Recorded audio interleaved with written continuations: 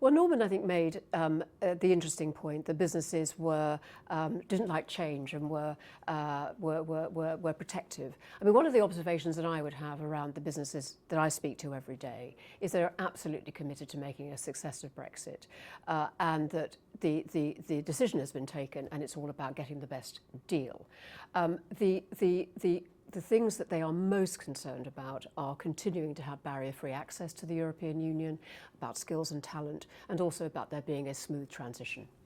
It's often been said, particularly by those who voted leave, that business people are still trying to fight the referendum again. Is that a fair criticism in your view? It's really I think I have not had that conversation once with the businesses I speak to.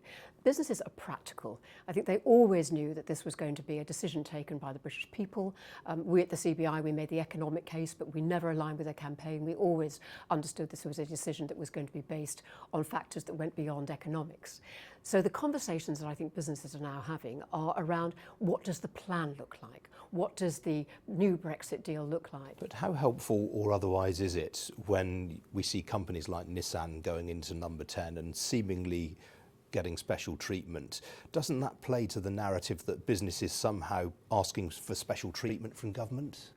I think the most important thing is that all businesses of all sizes across the country are listened to, because we really are in unprecedented times. I think the coming year is going to be even more significant than last year in terms of the decisions taken. And it is going to be about collaboration between business and government across all sectors and all sizes of business. So that's what we need for the coming year. So there is no case, so far as you're concerned anyway, of businesses trying to be nursemaided through this process?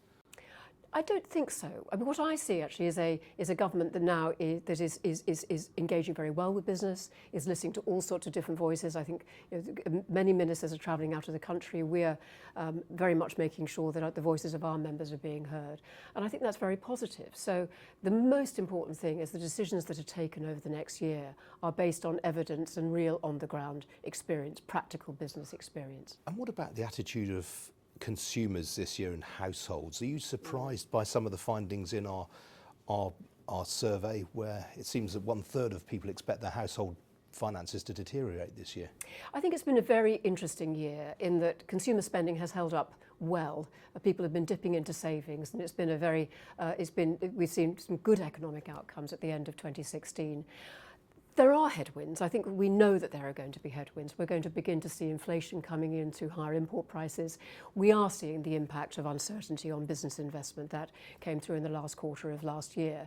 But I think the key thing is how we now manage those uncertainties, and we'll be looking to the budget to see how the short run uncertainties are managed. But crucially, I think it gets back to the best Brexit settlement and also a modern industrial strategy to address the productivity issues in the UK. Do you worry that there is actually going to be a realisation when Article 50 is actually triggered? At the moment we're in a sort of phony war situation, and that Article 50, when that's triggered, that will be the reckoning when people actually think, crikey, this is going to happen?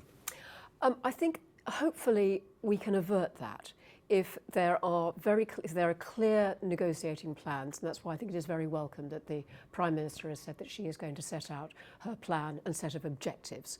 I think it can also be averted by a strong budget. We will be putting our submission into the Chancellor very shortly, and also going back to this real opportunity for a modern industrial strategy, addressing the issues around skills, innovation, our education system that we know have been deep-seated issues. These are the things that will help to avert the effects of the uncertainty.